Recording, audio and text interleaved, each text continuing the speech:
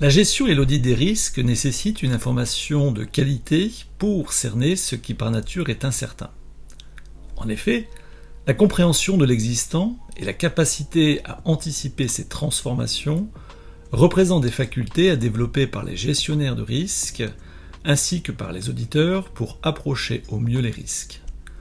Toutefois, ces facultés ne sont guère mises à profit sans données solides, tant à propos du passé de l'organisation que de son présent et même de son avenir. En outre, une information est de qualité à condition d'être appropriée par rapport à l'objectif poursuivi, d'où des filtrages de données dont le volume est toujours plus élevé avec les technologies actuelles. L'intelligence artificielle, certes, peut nous aider à filtrer parmi toutes les informations disponibles, mais encore faut-il lui poser les bonnes conditions. Ainsi, en matière de gestion et d'audit des risques, la problématique dorénavant n'est pas d'être à court d'informations, mais de ne pas se laisser submerger par trop d'informations. Une façon pour les gestionnaires de risques et les auditeurs d'approcher de façon concise et appropriée les risques est d'exploiter des ratios. Ceci, en effet, présente l'avantage de synthétiser en une seule information plusieurs données et d'être comparable dans le temps entre passé, présent et futur. Dès lors, quels sont les ratios clés exploitables dans le cadre de la gestion et de l'audit des risques ? Je vous propose quelques pistes à ce sujet.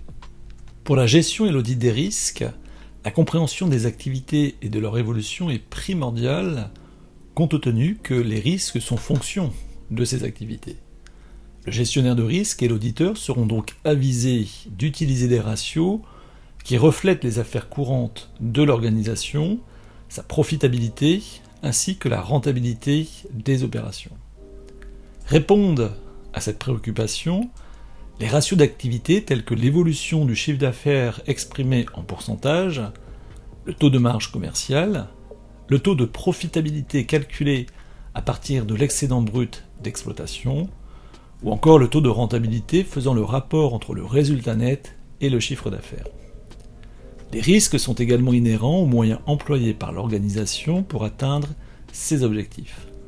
Ainsi, les ratios de productivité représentent une information intéressante pour identifier le volume de ces moyens par rapport au volume d'affaires et donc de proportionner les niveaux de risque opérationnels entre le risque humain avec les effectifs, le risque inhérent aux prestataires, les risques liés au système d'information ou encore les risques sous-jacents au processus. Le rapport entre la masse salariale et le chiffre d'affaires, entre la sous-traitance et le volume d'activité, entre le coût des opérations et la production vendue, représente ainsi des données exploitables par le gestionnaire des risques ou l'auditeur. Enfin, la situation financière de l'organisation constitue un point d'attention fort pour toute démarche de gestion et d'audit des risques. En effet, on s'expose différemment aux risques selon que les finances soient maîtrisées ou non. Les gestionnaires de risques et les auditeurs s'intéressent donc à l'équilibre financier de leur organisation, tant en termes d'endettement, avec le ratio d'endettement, que de financement des opérations courantes en analysant les délais moyens de rotation des stocks, les délais moyens d'encaissement des créances, les délais moyens de paiement des fournisseurs. Pour terminer, précisons qu'un ratio pris isolément n'a aucun sens.